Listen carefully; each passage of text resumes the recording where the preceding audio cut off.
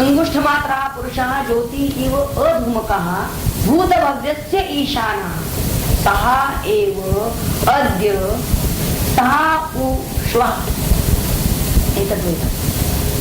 अन्वय झाला. अर्थ पाहूया. अंगुष्ठ मात्र पुरुष हा धूमरहित ज्योती सारखा आहे. ती ज्योती कशी? अधूमकः म्हणजे धूमरहित. आणि इव शब्द घातलेला आहे का ज्योती. ती ज्योती म्हणजे तो आत्मा असं नव्हे, तर ज्योती इव म्हणजे ज्योती सारखा. इव या शब्दानं उपमा दिलेली आहे हे लक्षात घ्यायचं. त्या ज्योती सारखा. आणि ती ज्योती कशी? अधूमक म्हणजे ती धूमरहित आहे. असा जो भूत भविष्य यांचा शास्ता तोच आजही आहे आणि उद्याही असणार आहे. स एव अद्य आणि स उश्वः म्हणजे उद्या. नचिकेताने विचारलेलं ब्रह्म ते विस्फोट. तर या मंत्रामध्ये त्यांना काय रहस्य सांगायचं आहे पाहूया. इथं ज्योतीचं सहज स्वरूप सांगायचं आहे त्याला. आणि ते कसं असतं सहज स्वरूप? ज्योती म्हणलं की कसं? ज्योती म्हणलं की तिच्याबरोबर काजळी धरलीच जात नाही. तर काजळी शून्य अशी जी ज्योती, ते ज्योतीचं सहज स्वरूप आहे. म्हणजे तिथं तेल वात यांचा विचार केलेलाच नाही. तेल वाती विना कारण तेल वात आली की काजळी आली, पण त्या विना जी ज्योती आहे हे लक्षात. तसा आत्मा सुद्धा देहामध्ये सहजावस्थेत राहतो. देह ही उपाधी त्याला लागत नाही. आत्मा तो देहामध्ये जो त्यांना दर्शन घेतलेला आहे तो निरुपाधिक आहे. योगी लोक ह्या अंगुष्ठम प्रमाण ज्योतीचं जे ध्यान करतात ते ध्यान करून ते आनंद रूप अशा त्या ब्रह्मज्योतीमध्ये एकरूप होतात. ही ब्रह्मज्योती म्हणजे हा अंगुष्ठ प्रमाण, ही जी ज्योती, हा जो आत्मा, त्याचं जे दर्शन त्यांना झालं. तर असं ध्यान करता करता ते ब्रह्मरूपामध्ये म्हणजे त्या ब्रह्माशी एकरूप होता. ब्रह्मभावात जातात, आत्मभावातून ब्रह्मभावात जातात. तेव्हा अशी ही आत्मज्योती जगाची नियंती आहे. म्हणजे जगाचं नियंत्रण करणारा ईशान, ईश जो आहे तो हाच होय. हा अंगुष्ठ मात्र पुरुषच होय असं त्यांना सांगायचं आहे. आणि ही ज्योती ही अक्षय आहे. तीनही काळामध्ये ती आहे. म्हणून त्यांनी आजही आहे आणि उद्याही असणार आहे असं स्पष्ट सांगितलं. आणि असं तिला जो जाणणारा आहे, तिला जाणणारा तो ब्रह्मज्ञ होय असं त्यांना सांगायचं. त्या मंत्रामध्ये जे आत्म्याचं वर्णन त्यांनी हृदयात स्थित असलेल्या अंगठ्या एवढ्या आकाराचा पुरुष किंवा ज्योती असं जे केलेलं आहे ते केवळ एवढ्याचसाठी आहे की जो नुकतंच ज्यानं ध्यानाला अभ्यासाला सुरुवात केलेली आहे असा जो नवागत साधक असेल त्या साधकासाठी त्याला ध्यान साधनेला सहाय्य व्हावं म्हणून त्यांनी हे प्रतीक दिलेलं आहे. त्या साधकाला काहीतरी आधार पाहिजे आणि तो आधार पुरवण्यासाठी म्हणून त्यांनी अंगुष्ठ मात्र ज्योती कल्पना तिचा पुरस्कार केलेला आहे. तेव्हा प्रतीक रूपानं तिचा विचार करायचा आहे. असं नाही जसं आपण एखाद्या एक शिवलिंग काहीतरी लिंग आणतो, मग ते कशाचं असो, दगडात असो, चांदीचा असो, स्फटिकाचा असो, शिवलिंग आणलं आणखीन त्याच्या ठिकाणी शिवाची कल्पना करतो, त्या शिवलिंग हे प्रतीक म्हणून मानतो. तसं आपल्या अंतर्यामी ही आत्मज्योती जी आहे ही प्रतीक रूपानं मानायची. ज्या ठिकाणी त्यांना ब्रह्मभावना करायची त्या परब्रह्म परमात्म्याशी एकरूप होण्यासाठी आपणही ब्रह्म व्हावं यासाठी त्या सुरुवातीला त्या साधकाला काहीतरी आधार पाहिजे. एकदम निर्गुण निराकाराचं ध्यान त्याला शक्य नाही म्हणून हे प्रतीक ध्यान. परंतु या प्रतीकाचा प्रत्यय यायला सुद्धा त्याला बराच त्याचा मनाचा लय व्हायला पाहिजे. तर त्याला पत्ते येणार आहे. परंतु यातून त्यांना स्पष्टपणे सांगायचं आहे, असं ज्याला दर्शन घडलेलं आहे तो भूत भव्याचा ईशान आहे, तोच निमित्त आहे. त्या नचिकेताला विचारलं जे यमराजांना, ते ब्रह्म ते हेच होय असं इथं स्पष्टपणे म्हणलेलं आहे. या प्राणीनं संभवत प्रीती, हा जो मंत्र आहे ना 7वा, त्याच्यावर साधी टीका वाचूया. शुद्ध केवळ ब्रह्माप्रती विश्वसृजना पूर्वी स्फूर्ती जाहली जी तीच अदिती देवतामयी वंदनीया. कोणी हिला म्हणती माया, कोणी अविद्या तत्वाया, हिलाच कोणी संबोधाया प्रकृती हे नाव देती. ही विश्वाची माता होते, आकाशाला आधार देते, पृथ्वीचे ही धारण करते, वीरपुत्रा अदिती. ही अधिष्ठात्री ऋताची, रक्षणकर्त्री सर्वांची, मार्गदर्शक होते साची, साधकांना अदिती. अक्षय प्रकाशाची स्तुती, तिच्या आदरे करी स्तुती, गौ वैसे ही संबोधिती, इच्छापूर्तीसाठीला. दक्ष कन्या म्हणती कुणी, कधी म्हणती दक्ष जननी, महान माता गौरवानी, मानितीला स्तोत्यांची. मातृत्वाची भावना तिच्यामुळे घे मूर्तपणा, करीती जकडे याचना, प्रकाशाची वेद द्रष्टे. कोणी म्हणती विष्णुपत्नी, कोणी म्हणती त्याची जननी, अरे हिच्याच पासूनी 12 आदित्य जन्मले. देवगणांची हीच माता, यज्ञावरीची सत्ता, शोधून या पाहू जाता, हिच्या रूपाच सीमा नसे. अगणित घटनाकारिणी, प्राणांची सहयोगिनी, जिथे सापेक्ष संबंधानी विरोध आहे खरेपणा. कोणी थोर सन्मती, मानिती या अदिती प्रती, परब्रह्माची निर्मिती, हिरण्यगर्भाच्या रूपाने. शब्दादींचे करी अदन, अदन म्हणजे भक्षण, म्हणून या म्हणती जाण, अदितीय ते ज्ञातेला. वृत्तीरूपाने हृदयाची, राहून याही विषयाची, सेवन करीते अहर्निशी, एवढे कळते जीवाचे. एवंच आत्मशक्ती येथे, अदिती रूपे वर्णिली जाते, हेच आहे तत्ववाते, विचारिले तुझ्या विषयी. नावाचे दया अरणी, 8वा मथिता त्या काष्ठातुनी, प्रगट होतो पवित्र अग्नी, यज्ञ यागा साधन देऊन. प्रतिदिवशी ज्याची स्तुती, करीती आदरे यज्ञव्रती, प्रेम भावे वंदिताती, यज्ञ सिद्धी जावयाती. अतिशय सावध राहून, प्रमादा यत्ने टाळून, यथा सांग करीती हवन, श्रोतादींचे अग्नीत जा. तव आहार विहारी, संयमाने गर्भिणी नारी, निज गर्भाचे परोपरी रक्षण करी दक्षतेने. तैसे यज्ञीय अग्नीचे रक्षण करणे हेच साचे, कर्तव्य होते मानवाचे, घेतसे जो यज्ञ दीक्षा. अधियज्ञ रूपे म्हणून अग्नी दिसे जो यागातून, आराधिती त्या योगीजन, प्राणरूपे निज देही.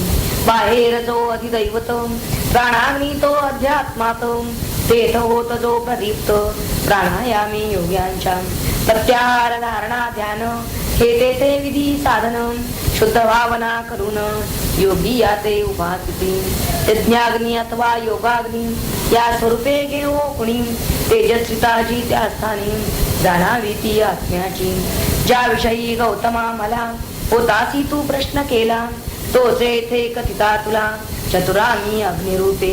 ग्रहमंडले ज्याच्या भवती, नियमे प्रदक्षिणा घालिती, पुरवितो जो जीवन शक्ती, भूता आपुल्या तेजाने.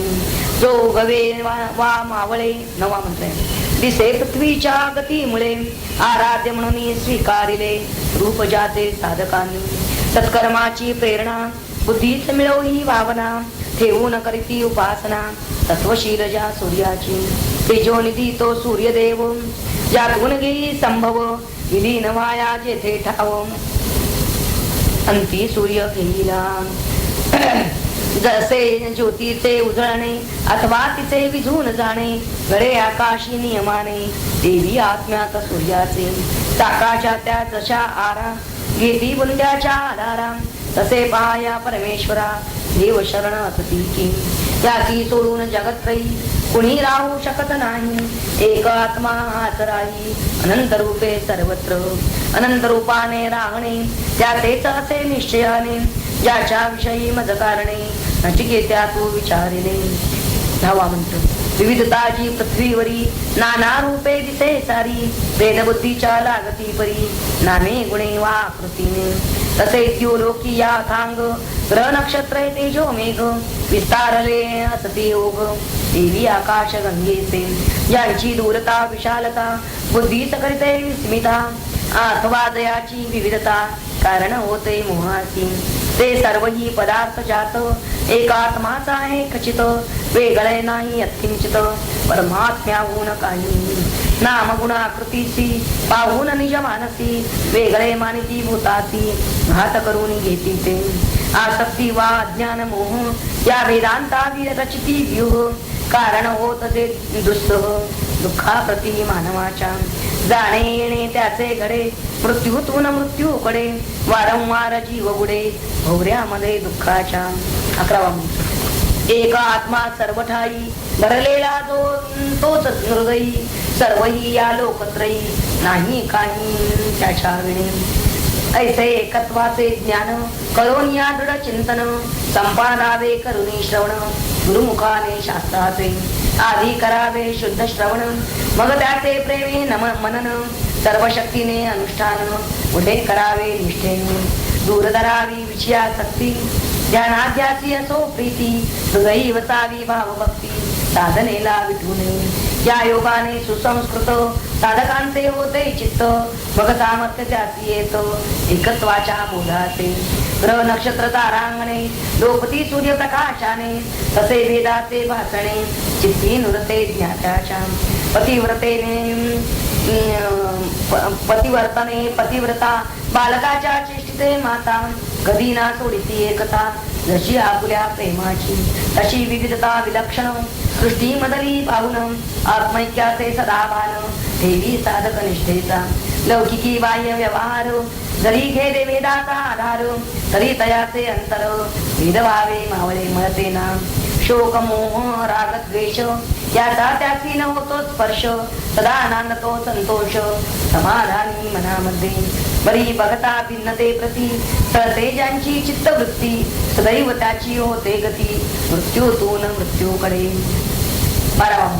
वेरूच्या पेऱ्या पेऱ्यात आकाशाचे अवस्थित. देवी प्राण्याच्या हृदयात वास करीतो परमात्मा. अनुसरोनी हृदय स्थिती अंगठ्या एवढी आकृती. जणू धरितो विश्वमूर्ती कल्याणातील जीवांच्या.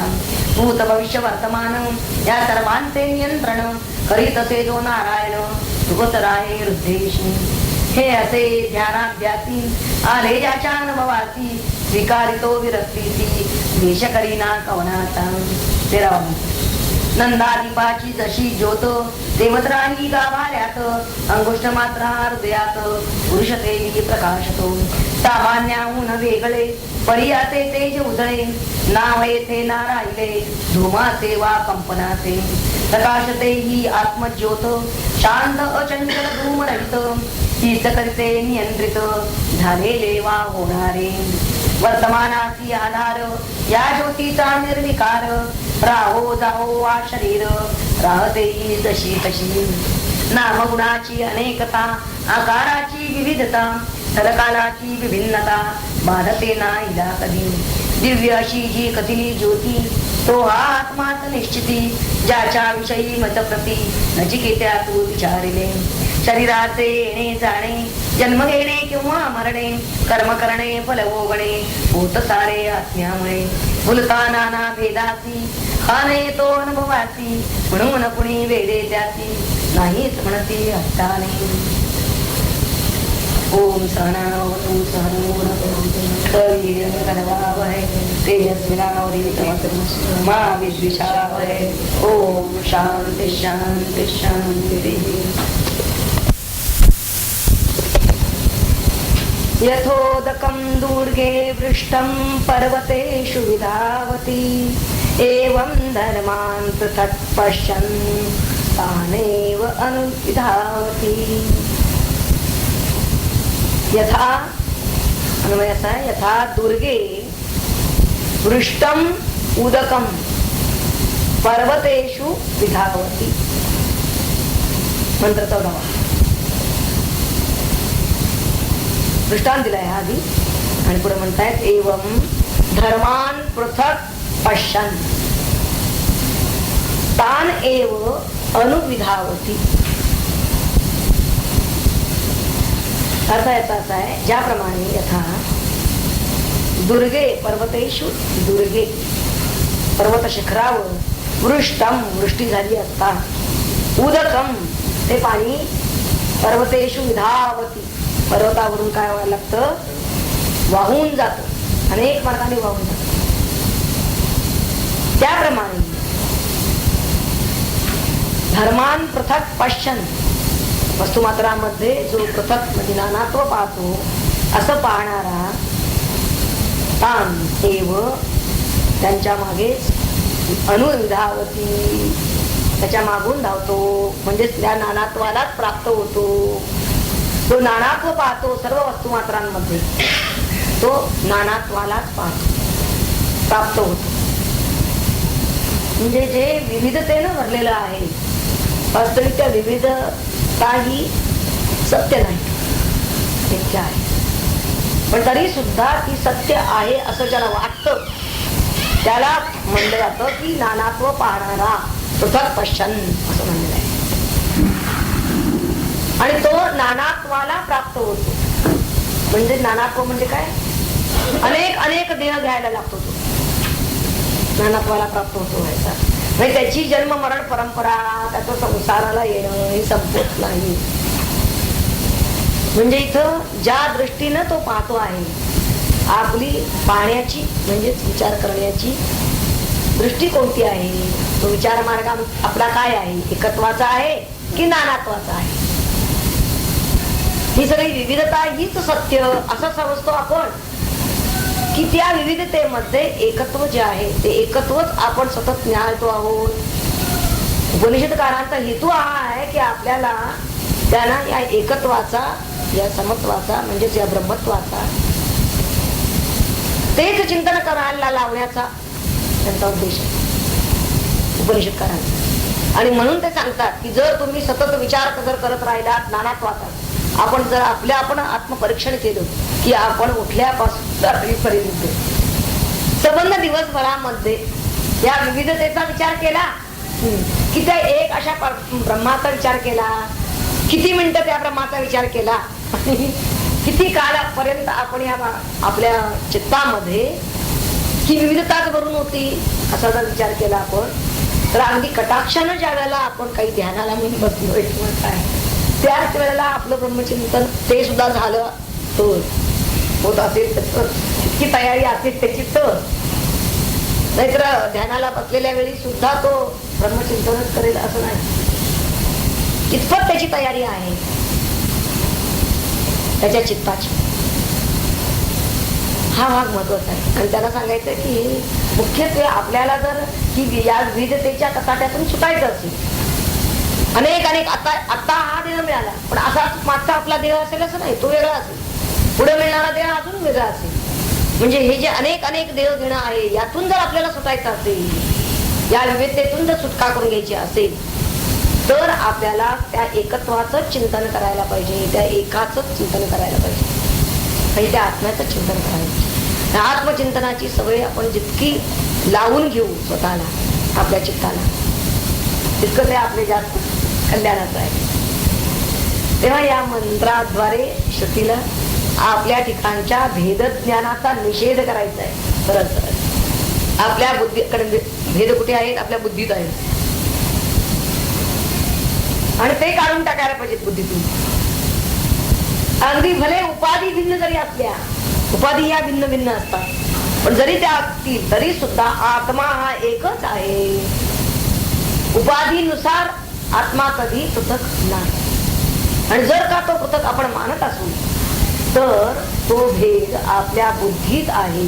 आणि जोपर्यंत बुद्धीमधील भेद निरस्त होत नाही तोपर्यंत आपल्याला त्या एकाचा किंवा त्या एकत्वाचा अनुभव येत नाही.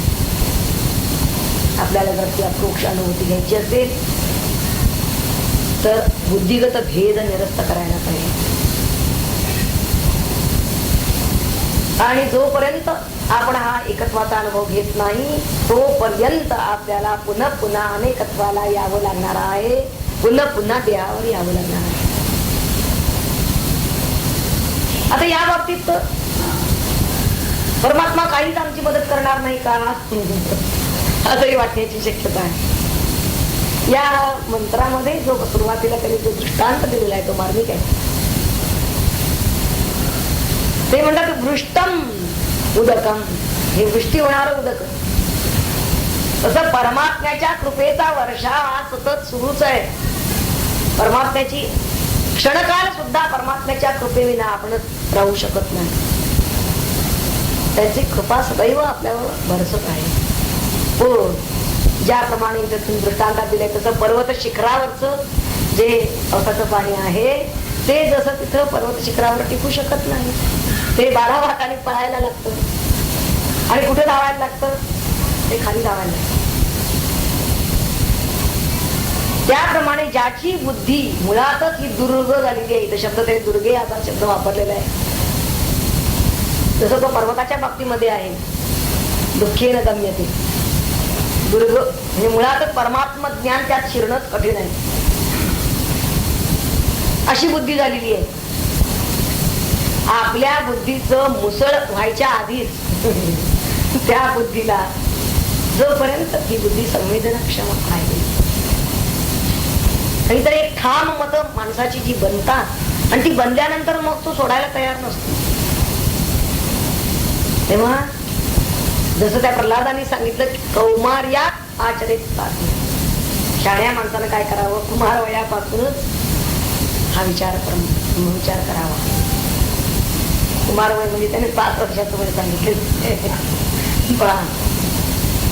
तेव्हा इथं त्यांना हे जे दुर्गे वृष्टम म्हणलेले परमात्म्याची कृपा बरसत आहे, परंतु ती आपलं चित्त जर दुर्गे असेल किंवा आपली बुद्धी जर दुर्गे असेल तर तिच्यामध्ये परमात्म ज्ञान मुळात शिरत नाही. म्हणून कितीही जरी आपण उपदेश ह्या उपदेशांनी ऋषींनी जरी केला का असं होतं, कारण त्या बुद्धीला सखोलताच नाही. किती उथळ आहे, वाहून पाणी का गेलं, उथळ आहे भाग म्हणून. खोलगट भागामध्ये पाणी धरलं जातं. तेव्हा बुद्धी शरणता नाही. मनुष्य जोपर्यंत बुद्धी शरण होत नाही तोपर्यंत त्याला आत्मज्ञान प्राप्त होत. कोणतंही नंतर पहा पाणी सपाट प्रदेशामध्ये किंवा खोलगट भागामध्ये ते टिकून राहतं, धरून ठेवलं जातं. तसं आपल्या सुद्धा बुद्धीचं समत्व, फक्त बुद्धीची सुद्धा समता. तर समत्वम योग उच्चते असं म्हणलेलं आहे. समत्व बुद्धीचं म्हणजेच योग. योग म्हणजे परमात्म्याकडे जाणारी निष्ठा.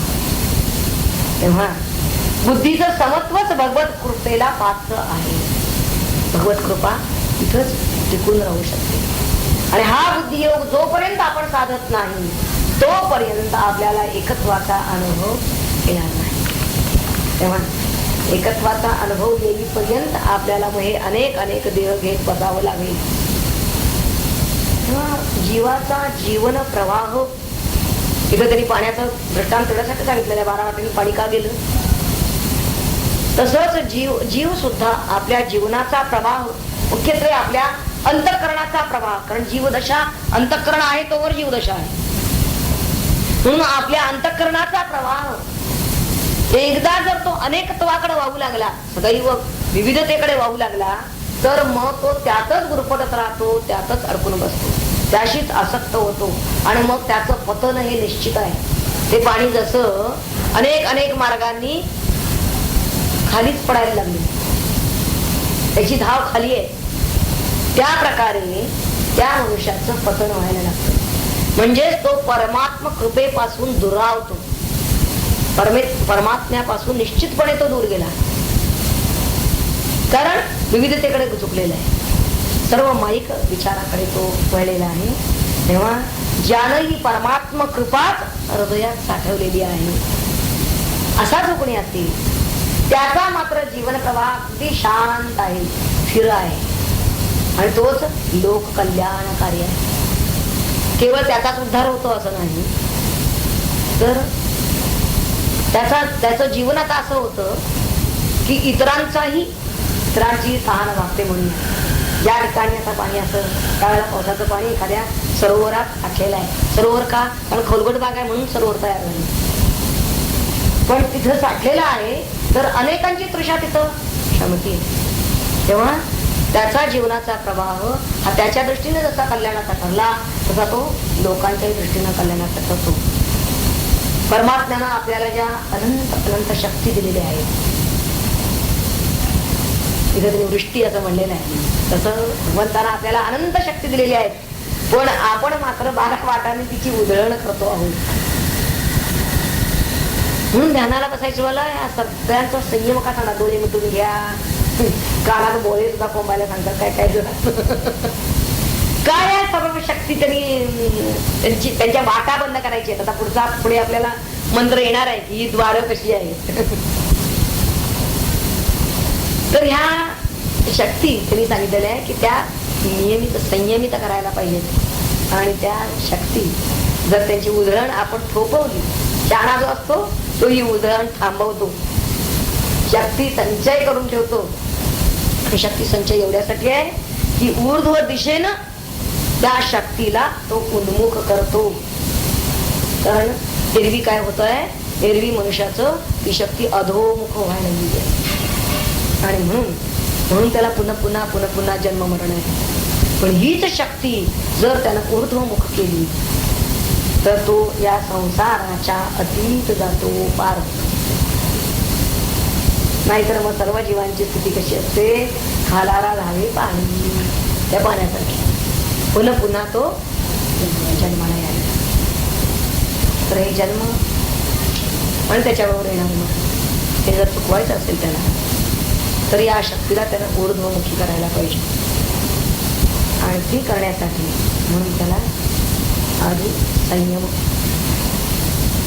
हा त्याला आपल्या इंद्रियांना, मनाला, बुद्धीला लावायला पाहिजे.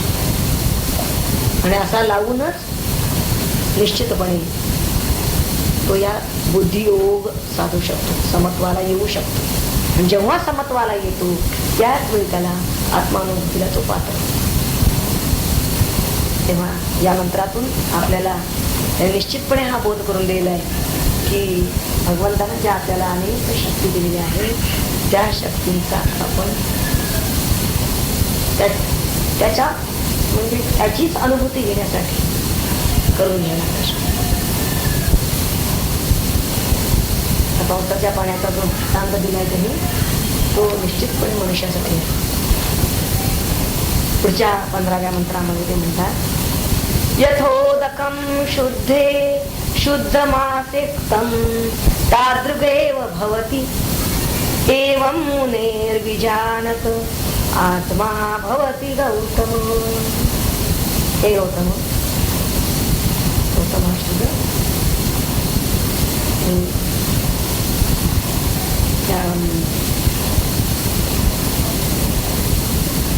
नचिकेतासाठी वापरलेला आहे. कारण ह्याच्या अगोदरचं ठिकाण आपण पाहिलेलं आहे गौतमाला का म्हणलं. इथं पुन्हा एक दृष्टांत दिला तर यथा, ज्या प्रकारे शुद्धे आसिक्तम शुद्धम उदकम तादृक एव भवति, त्याच प्रकारे होत. एवं विजानतः मुने आत्मा भवति. हे गौतमा, ज्याप्रमाणे शुद्ध जलात टाकलं की त्याच्याशी ते एकरूप होत, तादृक एव होत. त्याचप्रमाणे विजानता, आणि कुणाला आत्म्याला जाणणाऱ्या कुणाचा, मुने, हे त्या मुनीचा आत्मा तद्रूप होतो, आत्मा भवती.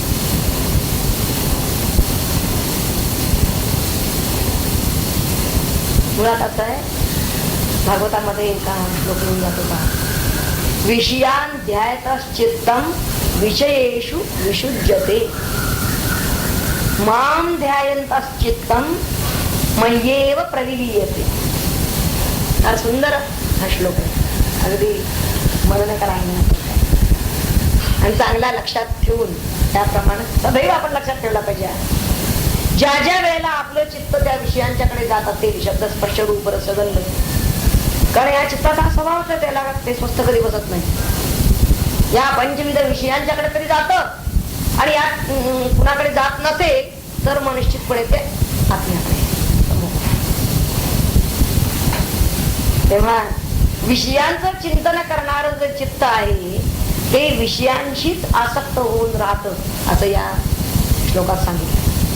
आणि तसं झाल्यामुळे ते अशुद्ध बनत आणि ते शुद्ध व्हायचं असेल तर निर्विषयम चित्तम शुद्ध. निर्विषय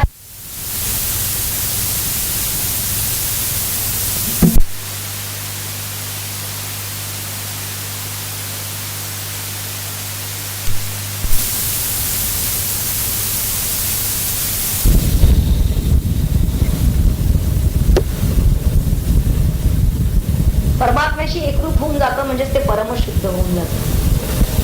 मुळात जीव अशुद्ध झाला का ते पहा, तर तो विषयांचं चिंतन करतो म्हणून तो अशुद्ध झाला. जीवदशा त्याला त्यामुळे आलेली आहे. म्हणजे हे आत्मचिंतन किती महत्वाचं आहे हे एवढ्या श्लोकातून सुद्धा आपल्या लक्षात येणार आहे. जर त्या जीवाला आपल्या अशुद्धतेची जर लाज वाटायला लागली, कारण हे सांगितलेलं आहे ज्ञानेश्वर महाराजांनी सुद्धा, ज्ञानेश्वरी म्हणलेलं आहे री म्हणजे लज्जा. हे भगवंतांनी री ह्या पदावरचं ज्ञानेश्वर महाराजांचं जी व्याख्यान आहे त्यात ते म्हणतात की देहपणे नावा रूपाला येणे नाही लाजिरवाणे यावं. हा पुन्हा पुन्हा देह घेऊन येणं, काहीतरी नाम आणि रूप घेऊन येणं, याहून दुसरी री कुठली नाही, लज्जा कोणती नाही. अप्रतिम व्याख्यान ज्ञानेश्वर महाराजांचं. तेव्हा आधी असा जीव आहे का, इतका जागृत झालेला आहे का की त्याला या आपल्या अशुद्धीचीच लाज वाटते. असं ज्याला वाटत असेल आणि ज्याला आता शुद्ध व्हावं, आपण शुद्ध स्वरूपाची जर ओढ वाटत असेल, खरा परमार्थाचा अधिकारी तो आहे. तर शुद्ध स्वरूपाची ज्याला ओढ वाटते आहे तो जीव मग शिवस्वरूप होण्यासाठी काय करायला लागतो, त्या शिवाचं चिंतन करायला लागतो. तो जीव या मंत्रातून त्यांना हेच सांगायचंय की परमविशुद्ध असा तो त्याच वेळी बनतो. कशाला होणार आहे तो, त्या परमविशुद्ध अशा तत्वाचं चिंतन करूनच परमविशुद्ध होणार आहे. जीव केव्हाही शिवाचं चिंतन करूनच शिवस्वरूप होईल. आणि जेव्हा तो हे चिंतन करत राहील, चिंतने चिंतनी तद्रूपता, जसजसं तो चिंतन करत राहील, अखंड हे चिंतन होत राहील, त्यावेळी तो आपोआप शिवस्वरूप होऊन जाईल. आता तो शिवच आहे, म्हणजे त्याला आता जी जीवदशा पूर्णतः संपुष्टात येते. म्हणून त्यांनी शुद्ध पाणीच शुद्ध पाण्यात मिसळू शकतो. थोडं जरी अशुद्ध असेल, गढूळपणा थोडा जरी आहे तरी चालणार नाही. तेव्हा शुद्ध पाणी आधी आपण शुद्ध व्हायला पाहिजे. शुद्ध पाण्यात मिसळायचं आहे म्हणजे भगवंताशी एकरूप व्हायचं आहे. शुद्ध अत्यंत जय जय हो शुद्धे, अत्यंत विशुद्ध तत्व काय आहे, ब्रह्मतत्व. आणि जीव ब्रह्मैक्य साधायचं असेल आपल्याला तर ते म्हणतात आपल्याला सुद्धा तितकंच विशुद्ध व्हायला पाहिजे. आणि विशुद्ध होण्याचा मार्ग एकच आहे, सतत त्या विशुद्ध तत्वाचं चिंतन करा. म्हणजे आत्मचिंतनानं काय होईल, तो आत्मरूप होईल हे त्यांना सांगायचं. आणि त्यासाठी मग त्याला आवश्यकता कशाची आहे, फार मार्मिक शब्द इथं वापरलाय पहा त्याने. त्याला मुने असं म्हणलंय त्यांनी, मननाची अत्यंत आवश्यकता आहे म्हणून मुने हा शब्द घातलाय, उगाच घातलेला नाही इथे. सतत जर तो मनन करत राहील, मनन करणं आवर्तन करणं, तोच अभ्यास सतत मनाला त्याच्या आहे. तेव्हा आत्मज्ञान हे नुसतं आपण शब्दानं जाणून घेऊन मागणार नाही, तर सतत त्याचं मनन घडलं पाहिजे. विजानत हा शब्द जरी घातला असला तरी सुद्धा इथं मुने हा शब्द तरी मार्गे घातलेला आहे तो त्यासाठी आहे. सतत त्याच ज्ञानाच्या आवृत्त्या अंतरी होत राहिल्या पाहिजेत. आणि अशा अंतरी ज्याचं सतत मनन चालू आहे त्याला खऱ्या अर्थानं हा आत्मा ज्ञात होतो, म्हणजे विजानत आणि ज्ञात होतो याचा अर्थच ती अनुभूती येते, म्हणजेच तो आत्मरूप होतो. तो आत्मरूप होणं हे खऱ्या अर्थानं त्याला आत्मतत्व म्हणजे काय हे कळणं. थोडी जरी भेददृष्टी तिथं राहिली तरी सुद्धा हे जीव ब्रह्मैक्य शक्य नाही. मी अमुका म्हणून थोडं जरी त्याचं व्यक्तित्व सापेक्ष विचार जर राहिला तरी सुद्धा हे जीव ब्रह्मैक्य शक्य नाही. सदैव ब्रह्मचिंतन आहे. आणि म्हणून इथं शुद्ध जलातच शुद्ध जल मिसळतं हा दृष्टांत त्यासाठी दिलेला आहे त्यांनी. इथं मात्र कुठल्या तऱ्हेची तडजोड नाही. तेव्हा जरी तो या गोष्टीला प्रवृत्त झाला असला आत्मचिंतनाला तरी सुद्धा काही पाखंडी लोक असतात ते त्याचा बुद्धिभेद करायला बघतात. पण त्यांना भेददृष्टीचा पूर्णतः त्याग करावा. तार्किक लोक जे असतात त्या तार्किक लोकांची मतं दुर्लक्षावी आणि सदैव त्याला आत्म्याचं एकत्वच पत्करावं. त्यासाठी उपनिषदामधला जो उपदेश आहे तो उपदेशच त्यानं ग्रहण करावा. इतकंच काय या मंत्राच्या शेवटी म्हणलेलं आहे की आपल्या सर्व माता पित्यांनी आपल्या सर्व मुलांना काय करावं तर हे उपनिषदामधलं हे ज्ञान सांगावं. मुलांसाठी इतर कुठलंही धन न देता त्या मुलांना हे आत्मधनाचा ठेवा माता पित्यांनी जरूर द्यावा असं इतर ऋषींनी म्हणलेलं आहे. त्यामुळे खरं तर त्यांचं मुलांचंही कल्याण होईल आणि त्याचबरोबर अखिल समाजाचंही कल्याण होईल. समाजामधला दुजा भाव नष्ट होईल आणि विश्वबंधुत्व समाजामध्ये नांदेल. आणि त्यासाठी हे एकत्वाचा हा उपदेश सर्वांना कल्याणकारी आहे आणि त्याचा अवलंब करावा असं स्पष्टपणे या मंत्रानं वरचं जे भाष्य आहे शंकर भाष्य त्यामध्ये त्यांनी स्पष्टपणे म्हणलेलं आहे. आता या ठिकाणी आपलं जी चौथी वल्ली माझ्या दृष्टीने चौथी वल्ली आहे आमची पहिली संपली. तुमची पहिली वल्ली दुसऱ्या अध्यायातली संपली. आता दुसऱ्या अध्यायामधील दुसरी वल्ली सुरू होणार आहे. अध्याय दुसरा दुसरी वल्ली याचा विषय असा आहे ब्रह्मानुसंधान. मोठा विषय आलेला आहे. त्यातला पहिला मंत्र आपण आज पाहूया. पुरम एकादशद्वारं अजस्या वक्रचेतसा अनुष्ठाय न शोचति विमुक्तश्च विमुच्यते. हे तद्वै तत् अन्वय असा आहे. अवक्रचेतसः अजस्य पुरम एकादशद्वारं अनुष्ठाय न शोचति विमुक्तः च विमुच्यते. एतत् वै तत् याचा अर्थ असा आहे. पुरम असं म्हणलेलं आहे. पुरम म्हणजे नगर. इथं शरीराला नगरीची उपमा दिलेली आहे. या शरीररूपी नगरीला 11 द्वारे असून एकादश द्वारम आपण 9 द्वारे पुरे देई असं ऐकलं असेल. पण त्या 9 द्वारामध्ये यात आणखीन 2 द्वार त्यांनी समाविष्ट केलेली आहे. नाभी आणि ब्रह्मनंद ही त्या 9 द्वारामध्ये नाही. तर एकादश द्वारम या अशी 11 द्वार आहेत आणि तिचा राजा आत्मा हा तो कसा आहे. अवक्र चेतसः आणि अजा. अज म्हणजे जन्मरहित आहे आणि अवक्र चेतसः ज्ञानमय आहे. वाकडं त्याला माहितच नाही. तो अवक्र चेतस आहे. अत्यंत आर्जव सरळ मनाचा. अनुष्ठाय म्हणजे समजा तो नगरात राहिला म्हणून काही त्याला दुःख होत नाही, न शोचती. आणि समजा ते नगर त्यानं सोडलं म्हणजे वास्तविक शरीर रूपी नगरात राहायला आला तर शरीर आला की शरीराबरोबर दुःख आलं. कारण शरीर हे कसं आहे, दुःखालय मग शाश्वतम, दुःखालय आहे ते. परंतु याला काही दुःख होत नाही. हा जरी नगरात या राहायला आला असला रूपी नगरात तरी याला मात्र दुःख होत नाही.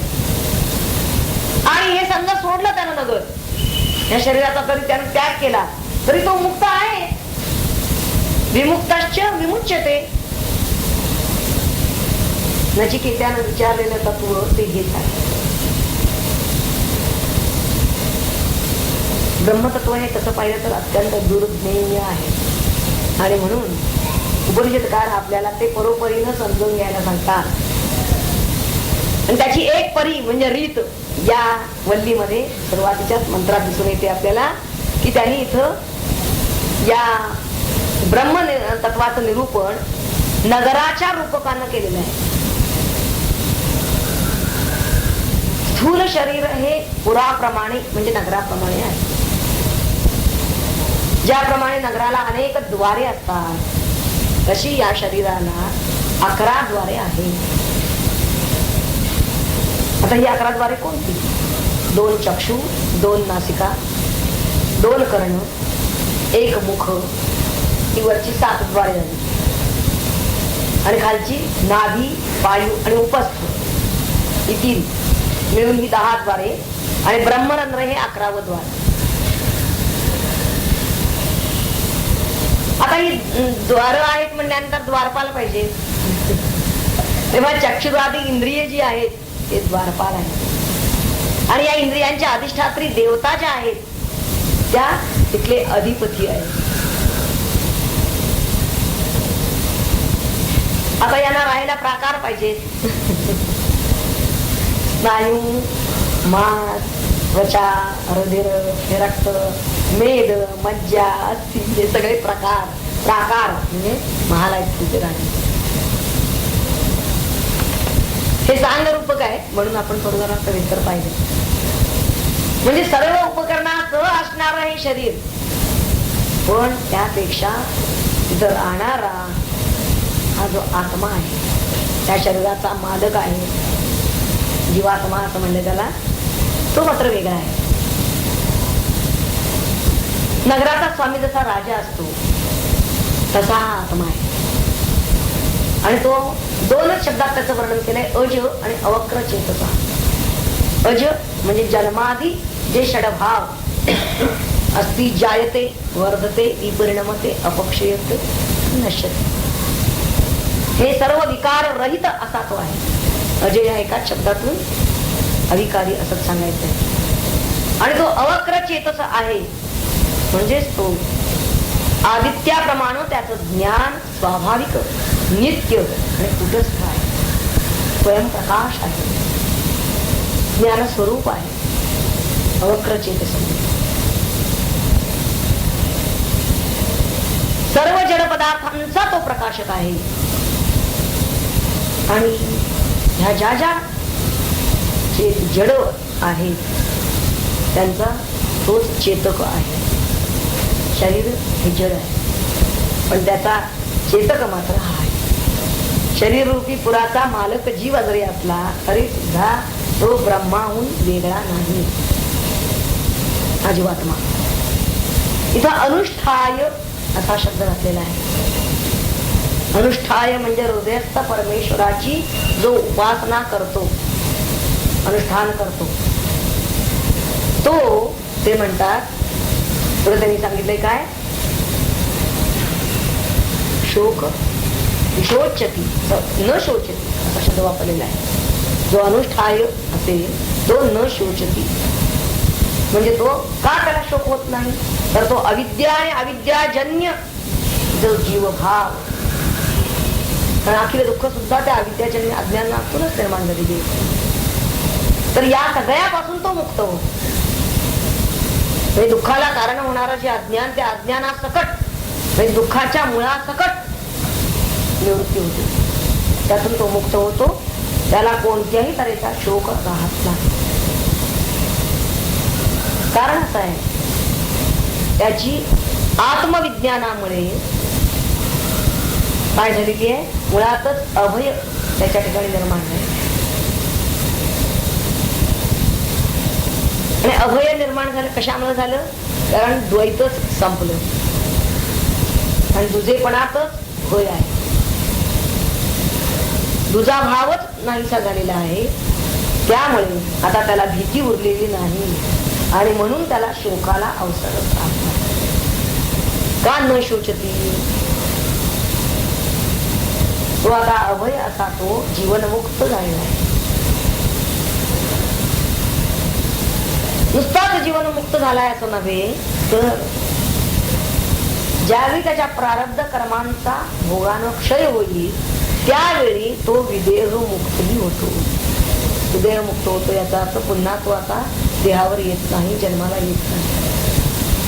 आणि म्हणून त्यानं अनुष्ठाय म्हणजे सदैव हृदयस्थ पर आत्म्याचं चिंतन करावं. अनुष्ठाय हा शब्द त्यासाठी घातलाय. जर विमुक्त ये असं व्हायचं असेल, न शोचती असं व्हायचं असेल, तर अनुष्ठान. आणि कशाचं अनुष्ठान, या हृदयस्थ परमात्मा, तो या आपल्या या शरीर रूपी पुरामध्ये तो आहे.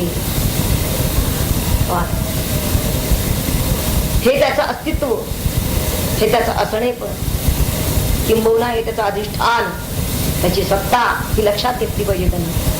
आणि ती लक्षात घेऊन तिचं सदैव आठव ठेवला पाहिजे, ज्याला त्यांनी अनुष्ठाय म्हणलं. तो जर आठव त्याला सदैव असेल तर निश्चितपणे तो जीवनमुक्त होतो असं ते म्हणतात. त्याला मग तो शोक होत नाही, त्याला विमुक्त येईल. त्यांनी स्पष्टपणे म्हणलेलं आहे, विमुक्तश्च विमुच्यते. कसा तो मोकळा होतो यातून, तो बंधनातून, संसार बंधनातून तो कसा मोकळा होतो, तर त्यानं हृदया आपल्या या परमात्म्याला, आपल्या अधिष्ठात्याला धरलं पाहिजे. अधिष्ठाय हा शब्द यामधला अत्यंत महत्वाचा शब्द. जसं एखाद्या नगराचा राजा हा महत्वाचा, त्याच्या आज्ञेतच राजाचं थोडस सुद्धा, एक क्षणकाळ सुद्धा आज्ञा उल्लंघन करून जसं त्या नगरात तो राहू शकत नाही, त्याप्रमाणे त्या परमात्म्याच्या सत्तेत सदैव आपण आहोत, त्याचं विस्मरण होता कामा नये. परमात्म्याच्या आज्ञा तर त्यांना पाहायचेच आहे, पण तो आठवत त्याला सदैव पाहिजे. असा जो असतो तोच न शोचती आणि तोच विमुच्यते असा होतो. त्याची गीताला सांगितलेलं आहे, तर तो एतद्वैत हेच ते आहे असं इथं म्हणलेलं आहे. दुसऱ्या वतीला आपण नक्की सुरुवात केलेली आहे. आता पुढची यानंतर पुढच्या यामधले जे काही मंत्र येतात तिथून पुढचे दुसऱ्या वतीत आहे, त्याच्यानंतर जे ह्या कठोपनिषदामध्ये पुढे काय मंत्र झाले, बरंच गीतेमधल्या मंत्राशी साम्य आहे त्यांचं. हे जे ब्रह्मतत्व प्रतिपादन करणारे जे मंत्र येतात ते कितीतरी हे भगवद्गीतेमध्ये भगवंतांच्या मध्ये आलेले आहेत. त्यामुळे पुढचे मंत्र आपल्याला दृष्टीने अत्यंत महत्वाचे करतात. आपण आधी वरदान वाक्यांची टीका यांची वाचलेली आहे. त्या 3 मंत्रांची आहेत, 14, 15 आणि 15. यथोदकम जारी एक रूप उंच शिखरी, पर्जन्याचे पडे वारी, डोंगरीच्या दऱ्या खोरी, वेगळाले करती त्या, कोठे डबकी साचती, कोठे मिसळे घाण माती, नाना परीच्या रोगाप्रती, गीता देई आमंत्रण. झुळझुळताती कोठे झरे, प्रपात कोसळती बवात परे, ओघ ओढाळ कोठे सारे, वाहून नेती तीराते. कुणी भाद्रपदी निस्नेह, वैशाखी कुठे डोह, कुठे फुलते सरोरुह, नकर थोर ते कुठे. तलकालाच्या संसर्गांनी वेद पावते जसे पाणी, रूप गुणादी धर्मांनी तेच होत ते वृत्तीचे. नामगुणांच्या संबंधात थावर जंगम वस्तुजात, भेदा पावे संख्यात, नामे त्यांची वेगळाली. धातू पाषाण मृत्तिका पशु पक्षी कृमी कीटका वनस्पतींच्या प्रणालिका मोजू जाता पार नाही. माणसा माणसातही सारखे पण दिसत नाही. भेद असंख्य होती पायी देहाचे नि स्वभावाचे. वृत्ती जयाची चंचल भोगासक्ती ज्याची प्रबल त्याच्या विकारा भांडवल पुढली ही भेदबुद्धी. मग मिळवाया विषय भोग माणसे लावती सवेग. सात्विकतेचा घडतो त्याग रजतमांचे बळवारे. तेणे नैसर्गिक जी स्थिती तिला येतसे विकृती. ना विकार नाना बळावती देह मनाचे बुद्धीचे. तेव्हा चिडती संतापती उचंबळती विषण्ण होती. भांडती वा लोभावती कधी कण्णती वेदनेने.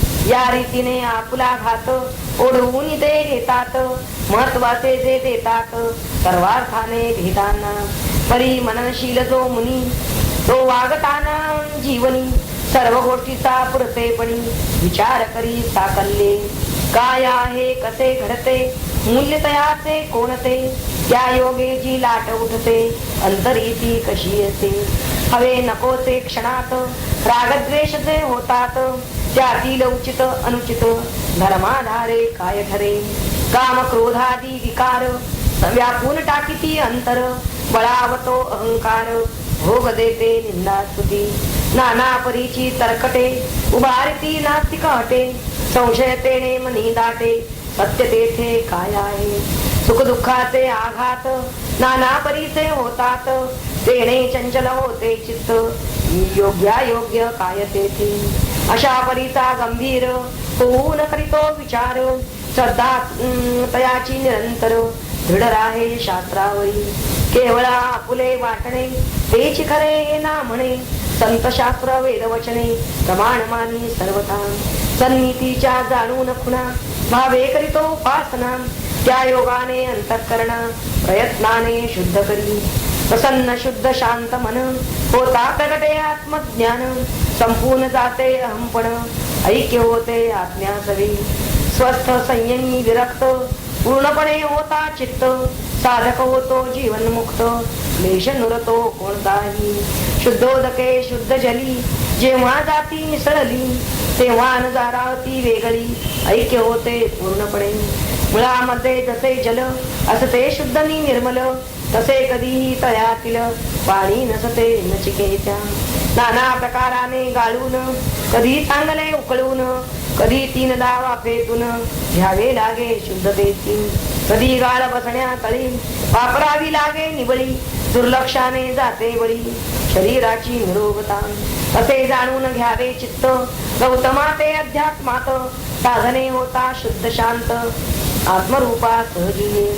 यम नचिकेत्या म्हणे तव तुझे लक्षात आले भाव. श्रवणी उत्कट दिसे हाव सुंदर दीर्घ नेत्री तुझ्या. चापे कळीसी विकास भेटे कदा किंचित उपपाकळी उठे. तशी फुलली नासा फुटे तुझी थोडी यावेळी. अष्टमीचा दिसे शशी त्या समभाल प्रदेशी. उभी राहिलेली मजसी प्रश्नचिन्हे दिसताती.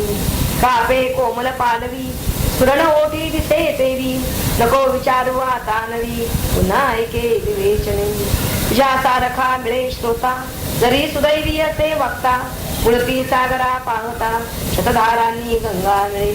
तदा विनये नचिकेता सर्वूत झाला बोलता. प्रभो जगती एक माता भूक जाणे बालकाची. जाणावया कठीण भारी आत्मा आहे सर्वतोपरी. बोध त्याचा तितुक्या जितुक्या परी होई माझ्या हिताचे ते.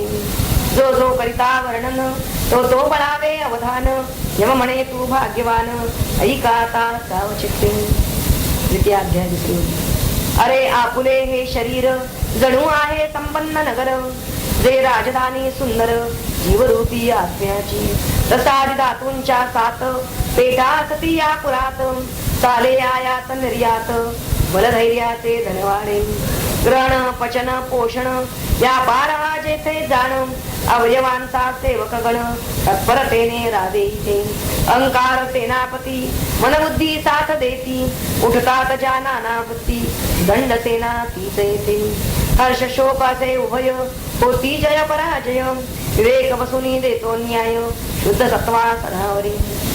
काम क्रोधादी विकार करती येते भ्रष्टाचार नयन दमन हे वारंवार रक्षक त्यावरती असो अशा या रम्यपुरा दारे सती पहा 11 2 बंद 9 इतरा तून ये या विषयांची इतरातून एजा विषयांची असं आहे 2 बंद म्हणजे 2 बंद आहेत द्वार आणि 9 यामधून एजा चालू आहे विषयांची कान डोळे नाक मुख मलद्वार 8वे देख उपस्थ घेई रतिसुख नाभी आणि ब्रह्मरंध्र गर्भी असता निरंतर उघडे असे नाभिद्वार मातेचे की रस रुधिर त्यातून कोशी गर्भाते अंत समयेचा निकटी ब्रह्मरंध्र उठावती द्वार उघडते योग्यासाठी सामान्य अस्तव नाही ते या नगराचा नायक आत्मा हाताचे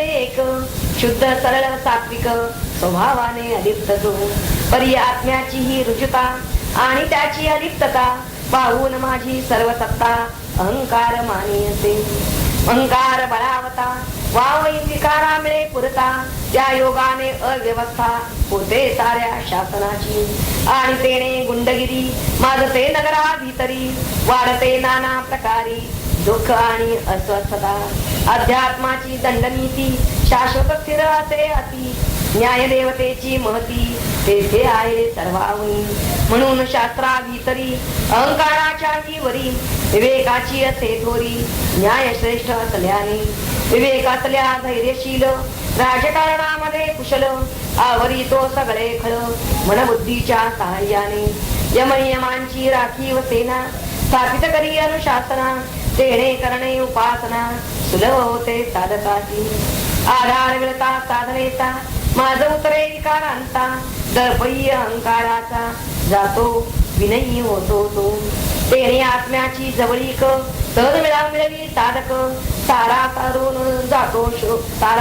सरून जातो शोक चित्ता लाभे प्रसन्नता विषय भोगी नुरे प्रीती बंद तेव्हा तुटून जाती हातामध्ये येत मुक्ती साक्षात्कारे आत्म्याच्या हाचा आत्मा आपणाला विषय आहे बोलण्याला ज्याच्या विषयी आरंभला प्रश्न केला होतास तू अनादि अनंत अव्यय निर्गुण निरुपाधी अद्वय आत्मा सोनी निर्विषय बोलणे लागे बोधासी शरीरे असती अनेक तरी आत्मा असे एक स्वरूप तयाचे व्यापक असल्याने हे शक्य होते हे सारे लक्षामध्ये घ्यावयासी हवे बुधे म्हणून या परमानंदे वेद वर्णन त्याचे करी मंत्र असा आहे हंस शुचिषद विसुरंत अंतरिक्ष सत् होता दिदिशद अधितिर्दुरोण सत् नृषद वरसदृत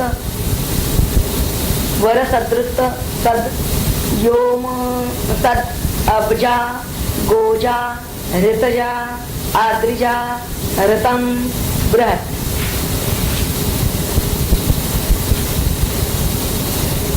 त्या परमात्म्याला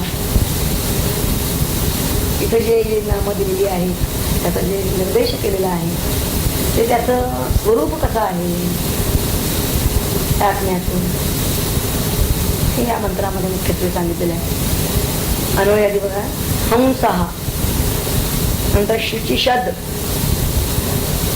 नंतर वसु शुचिषद वसु आता आपण इथे नंतर अंतरिक्ष सद मग होता मग वेदिषद अतिथी दुरोण सत मग नषद वरसद ऋतसद व्योमसद व्योमसद व्योम म्हणजे त्या ठिकाणी अबजा गोधा गोजा ऋतजा अद्रिजा आणि रतम बृहत् त्या तऱ्हेने निर्देश केलेला आहे प्रत्येक त्या पदांचा आपल्याला बघायचा आहे तो आत्मा कसा आहे हंसा शुचिषद असं म्हणले आदित्य रूपानं आकाशात गमन करणारा हंसा गमन करणारा शुची शब्द अत्यंत पवित्र निर्लेप जर काय असेल तर आकाश आहे. आणि त्यामध्ये त्या तेजो गोलामध्ये तेजो लोकामध्ये गमन करणारा कोण आहे तर हा सूर्य आहे. म्हणून सूर्याच्या रूपाने जणू काही तो आत्मा गमन करतो आहे. आत्म्याला गमन नाही, एवढं जवळ आत्म्याला नाही. परंतु आकाशामध्ये गमन करणारा जो सूर्य आहे तो म्हणजे त्याचं रूप आहे. त्या आदित्याच्या रूपाने आकाशात गमन करणारा त्याचा अर्थ आहे. वसू म्हणजे सर्वांना वसविणारा. अंतरिक्षात वायुरूपाने अंतरिक्षात गमन करणारा, अंतरिक्ष सद असं त्यांनी म्हणलेलं आहे ना. अंतरिक्षातून गमन करणारा, अंतरिक्षातून गमन करतो कोण तर वायू. वायुरूपाने अंतरिक्षातून गमन करणारा. आणि होता होता म्हणजे अग्निरूप.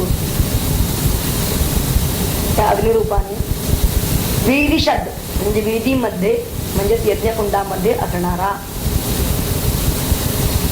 अतिथी द्रोण सद अतिथीच्या रूपानं घरात वास करणारा किंवा सोमरूपानं त्या सोमपात्रात म्हणजे कलशात वास करणारा. नृषद नृषद म्हणजे नरमनुष्य मनुष्यांमध्ये. वरसद म्हणजे जे श्रेष्ठ आहे वर म्हणजे देवता, त्या देवतांमध्ये. ऋतसद ऋत म्हणजे सत्य आणि ऋत म्हणजे यज्ञ. कोणताही अर्थ घ्यायचा त्यामध्ये किंवा यज्ञामध्ये. व्योमसद म्हणजे आकाशामध्ये. अब्जा